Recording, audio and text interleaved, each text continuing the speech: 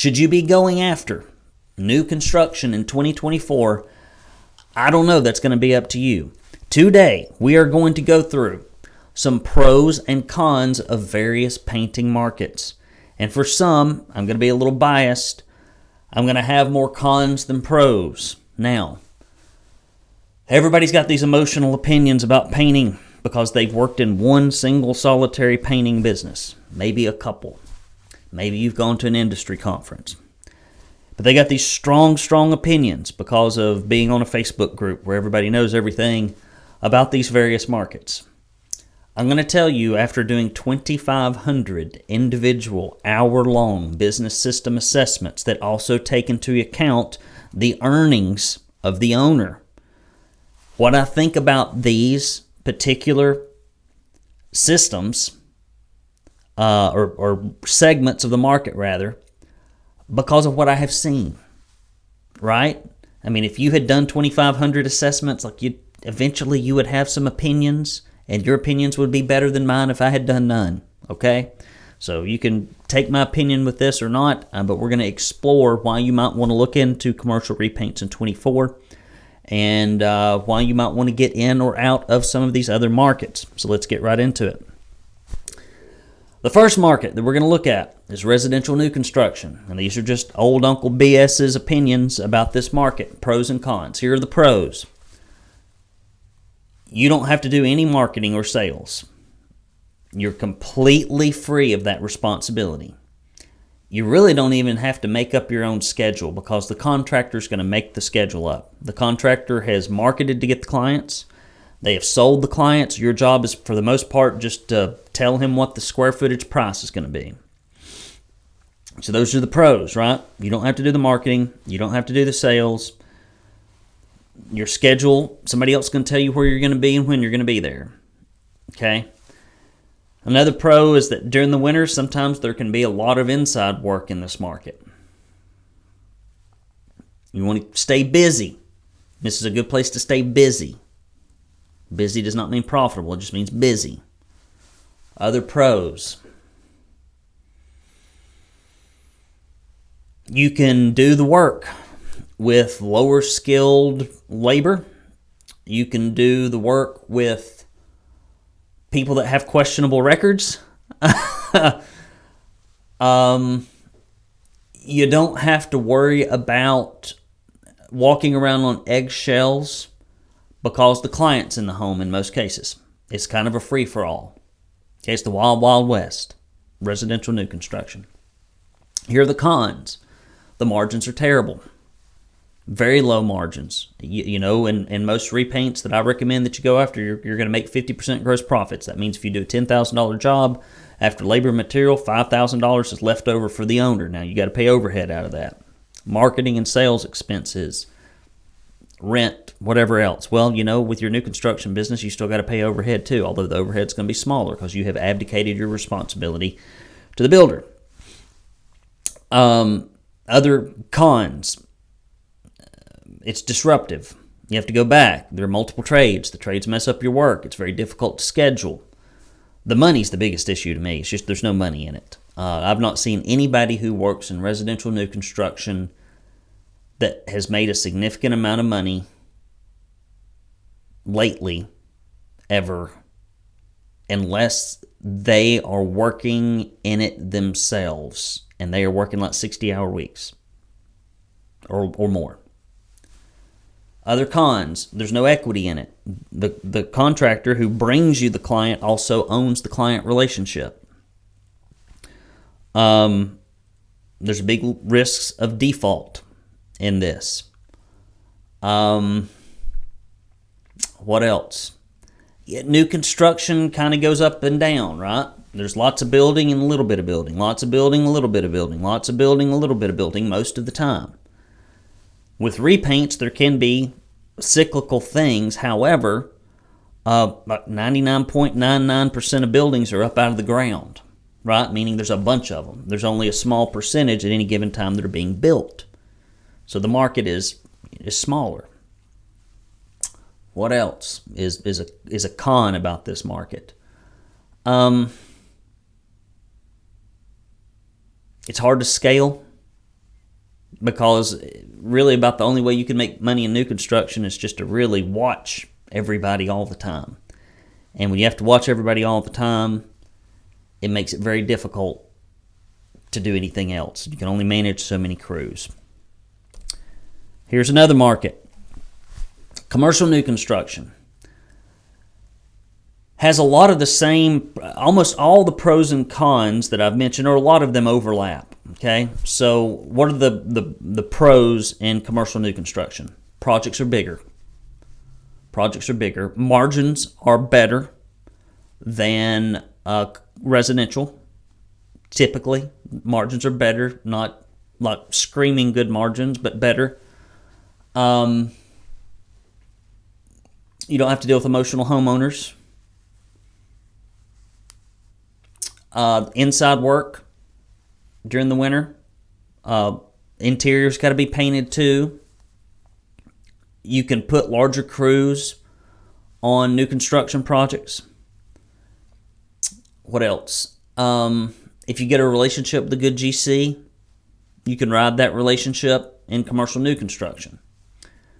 What else? I think that's about it. Here are the cons.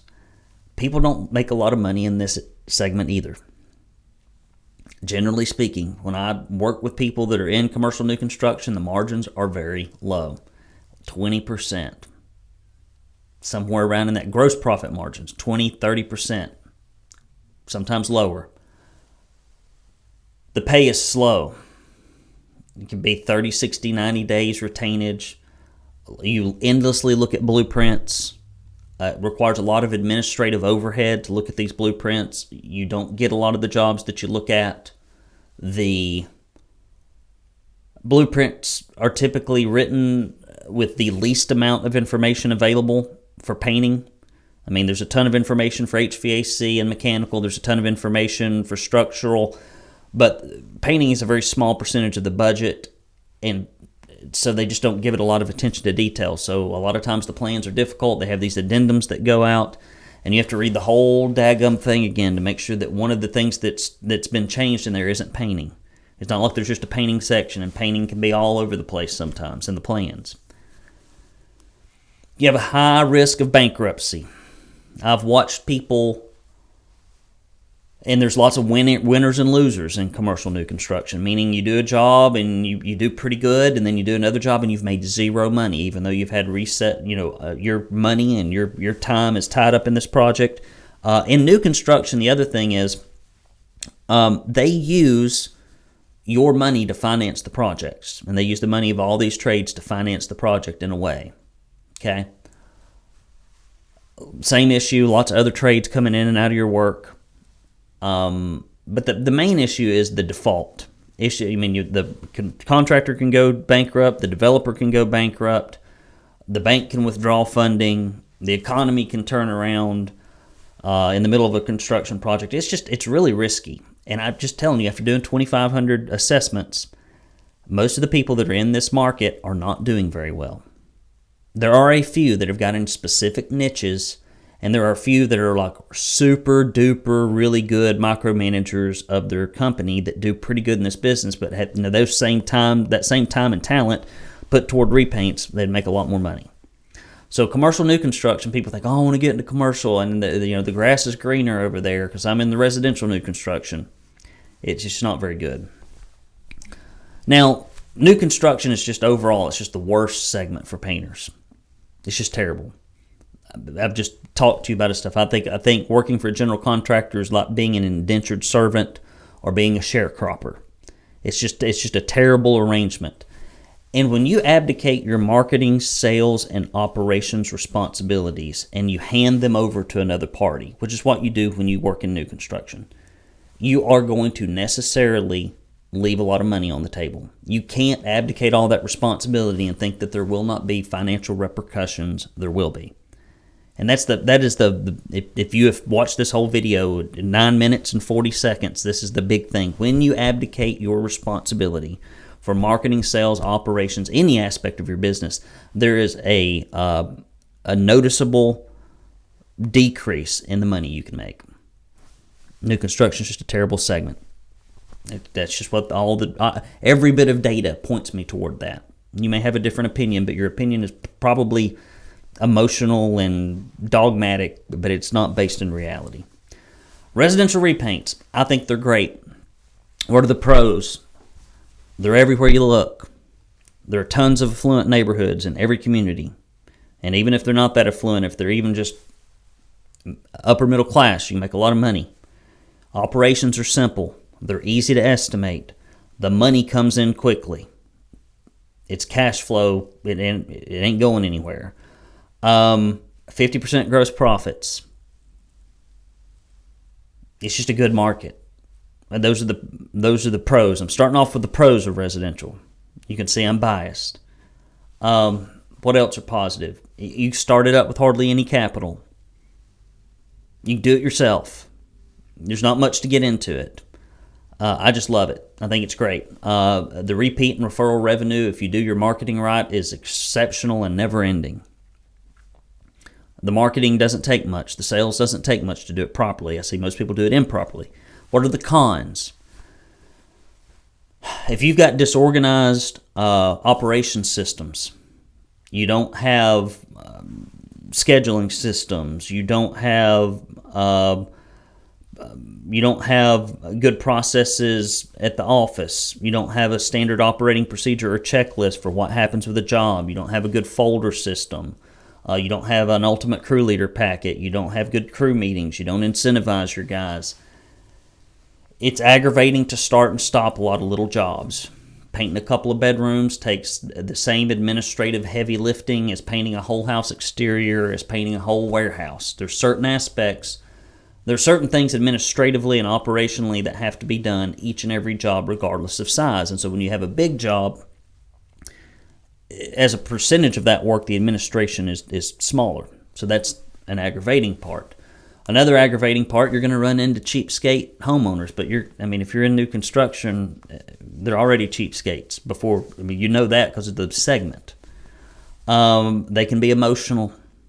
Homeowners are emotional. We've all got that crazy man, that crazy woman that needs marriage or life counseling, and they want to take it out on us. They're crazy people. Unrealistic expectations. But if you've got good contracts, and if you keep your wits about you, and if you've got a good collections attorney, a lot of that shouldn't be an emotional feeling you have. It's just part of doing business. And out of 300, 400 transactions a year, you're going to run into a couple of people that are crazy, and it's going to be aggravation, but you shouldn't let it keep you up at night. It's just business. Commercial repaints. I love this segment. I can't say that it's my favorite segment because I believe if you just get into commercial repaints and if you don't have a significant aspect of residential repaints, I have watched the economy take a downturn and people have a limited number of commercial repaint clients and it's just not diverse enough. It's not a diverse enough lead flow. I like to see both. I think it's safer with both as a company. But things I like about commercial repaints, pros. It's the same as residential for estimating 85% of the time. It's a wall, it's a room, it's siding, it's like the production rates are very similar, if not identical, and it's easy to develop new ones. You can see it. You don't have to look at blueprints. There's less competition. The margins are the same as residential, if not better. 50% gross profit or better. The more specialized you are, the more you can charge. They're everywhere. They're up out of the ground. There are a ton of verticals that you can approach. The transactions are larger. Each client that you get, commercial property manager, facility manager, maintenance manager, they could be managing millions of square feet per year, which means their average transactions with you over a year's time could be $50 to $250 to $300,000 a year every year. Commercial repaints tend to have some kind of consistency. And they're cycling depending on the segments that you get into. I remember we used to paint a private school dormitory, like 2 or 3 of them every year like clockwork, right in the middle of winter, right in the middle of the holiday season. Kept our guys busy. We knew that work was always going to be there. Our commercial property management was great. We had a few logistics companies that had warehouses, and we might only do 2 a year, but they were big jobs, and then some years we'd do 3 and some years we'd do none, but overall we'd do about 2 warehouses a year. That's good work, easy work, big paychecks. The pay is fairly quick, but I mean, it's 30 to 60 days, sometimes 90 days till you get paid. But a lot of these guys like pay a couple weeks, drop by the office, ask for a check. I mean, not all of these are slow pay. What other pros do we have in commercial repaints? The jobs are big. I think I may have already said that. Not all of them. Now, you're going to get lots of tiny jobs. When you work for a client and they need a foyer painted in a warehouse, you're going to have to go do it. If they need a door touched up, you're going to have to do it. They need one stairwell painted, you're going to have to do it. That's fine. So in that respect, it's similar to residential. What are the cons? Here are the biggest cons to commercial repaints. The biggest con to commercial repaints is the marketing and the sales that are involved to get in the door. It takes a while. It takes specialized skills and strategies and techniques. You have to be patient, and you have to be persistent, and you have to be consistent. Patient, persistent, and consistent is not an owner of a painting company's strong suit, typically. Now, what else? It's one of the most difficult things. This and hiring and recruitment are probably the most difficult things that I coach people through, and I'll tell you why. It's all self-initiated effort. In residential, somebody calls and you go run and lead, and then they say yes, then you got to paint the job. It's all reactive for the most part. It's you taking an initial stimuli and going and doing something, whereas commercial repaints, the marketing, the prospecting is all self-initiated. You've got to do it, and if you don't do it, nothing bad happens. It's just that nothing happens. And so it's just a different skill set than most painters have, is doing what I refer to as major account selling. What are some other cons? And that's probably the biggest cons. It's just difficult to get into. You're going to hear no. You're going to hear a lot of times you just can't even get to or find the decision maker, and you maybe never find them. I mean, it's something, but if you keep after this stuff, you find it. I mean, you can drive down the road, go to an industrial park, go downtown. Go to these huge manufacturers, go to these industrial plants, go to the assisted living facilities, go to the universities, go to the private schools. It's all over the place. Go to the Army bases. I mean, these things are all over. Commercial buildings are all over the place. Other cons. It takes often a better class of painter. Depending on where you're painting, they're going to want background checks. They're going to want safety training. There's going to be documentation and paperwork to fill out. There are going to be some hoops depending on the kind of accounts you want to get into. You have to keep your nose cleaner. You can't do shady stuff. What else? Cons. I think that's about it. I think those are the cons. I'll try to think of some. Sometimes you run across stuff and it's your first time doing it, or it's weird. And it can be risky. I mean, if you're painting a hallway, how risky is it? If you're painting an office, how risky is it? If you're painting a 2-story building, it's not much different than a house. But somebody throws a huge warehouse at you with exposed ceilings that have soot and grime all over it, and they want you to clean and paint those, and you say, well, yeah, sure, I'll do it, but you don't really know how long it is. I mean, you could have just bought yourself a job that 3 days into it, you're like, man, I'm going to lose $60,000 on this. So there's the risk there, but you know the thing that about the risk with commercial repaints is there's this magic word that you can always say. No. You just say no. I don't think so. I'm not, I'd love to do other types of work for you, but this is not for me. It's not cut out for me. But honestly, if you've got good production rates in residential, and if you keep a good production rate diary, there are things you can do to mitigate the risk. This would take a whole nother video. What do you do when you're approached with a weird big job and you don't know how to bid it? Are there the things that you can do to make sure that you don't get yourself in trouble, and that if you start the project and you've screwed it up, you don't have to finish it? There are things you can do. There are. Not for this presentation. So those are the pros and cons. So if you are really interested, seriously interested, considering in 2024 building a large portfolio of a few $100,000 or a few $1 million in commercial painting, I would recommend that you contact me, or that you register for the Painting Profit Summit. And here's why. Matt Orm is going to be giving a great presentation on landing large commercial maintenance contracts. This is somebody that I've coached in my Platinum and my Gold program, and was stuck like a bug on flypaper in new construction and worked his way out of it, which is a very difficult thing to do in many cases because new construction is a meat grinder, and it's just always sucking you in and your attention, and it's hard to break your attention out and go do something new that isn't going to pay off right away when you got new construction eating your lunch every day from an administrative and an estimating standpoint. But he has found millions of dollars in in commercial repaints, and recently landed some very large jobs, had a lot of little ones. And it's not the first time he's landed large jobs, but recently he's really broken a stride. And he's going to be giving a great presentation at the Painting Profit Summit. But he's not the only person that's going to be speaking. We got Tom Curran. He's going to talk about big company turnarounds. We got Yates is going to be talking about how do you take a large company and take its operations and make it profitable.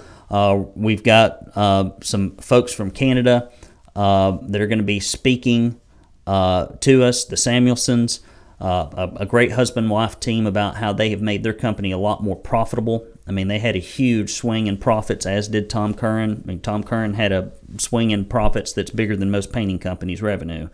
We got the Whitakers are going to be speaking about how to really communicate with your clients in a way that can help bring tons of higher profit work into your business. We've got Roger Carroll that runs a $25+ million painting business. He's going to talk about how you really dominate a market, because he does. I've never seen this before. I've never seen a gentleman dominate a mid-sized market. Most people have 0.005% market share. I bet Roger paints 1 out of every 10 houses in his market. I don't know how many he pays. It's just ridiculous. I mean, he's a monster. It's a monster company. And then John's going to be talking about online leads and how to generate them and what to do if your website's not producing the leads that you want. If you ever have issues with your website or generating online leads through your own digital properties, email me, Brandon@paintersacademy.com. We can get that fixed with John. And then I'm going to be talking for 4 hours at the pre-day, just the pre-day, on hiring and recruitment. 4 hours, hiring and recruitment. We're going to walk through 4 to 5 full-on modules for different things.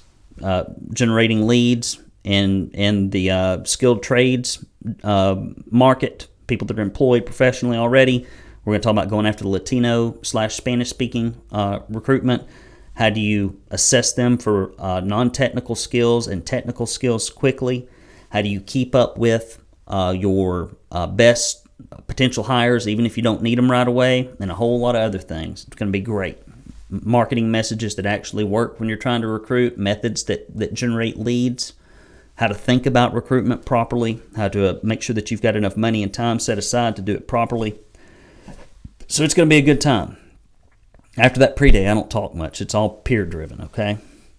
So if you've never made it to this event, you're crazy.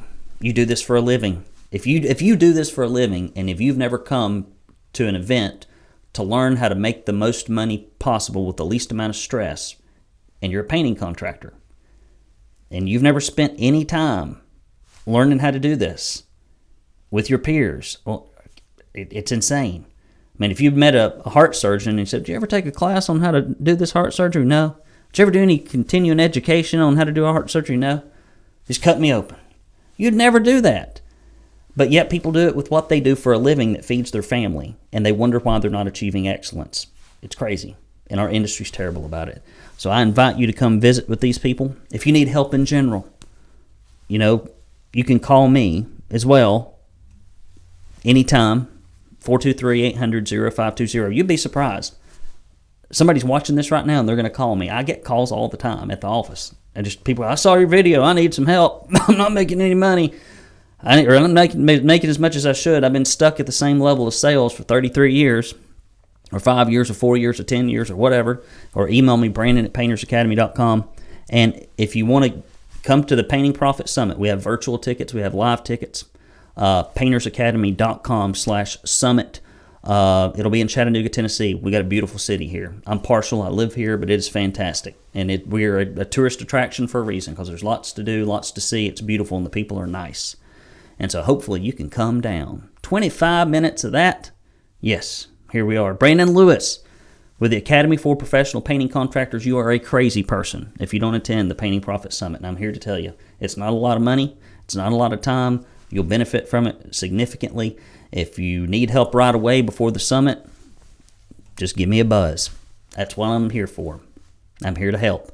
I mean, if you had some kind of awful, terrible disease, like a sinus infection that wouldn't let you sleep at night, and you knew that there was somebody that could prescribe something for you to fix the problem, would you just live with it forever because you had an emotional feeling about the sinus infection? No. You go get the thing fixed. Fixing a painting business is no different. And I'm the doctor of painting businesses. It's true. That's what I do. All right, guys. Love you, mean it. Merry, Merry, Merry Christmas. 'Tis the season. I hope that this has helped you think about going after more commercial repaints in 2024, and I hope that it has encouraged you to get the heck away from new construction if you're stuck in it. Take care, guys. Love you, mean it. See you next time.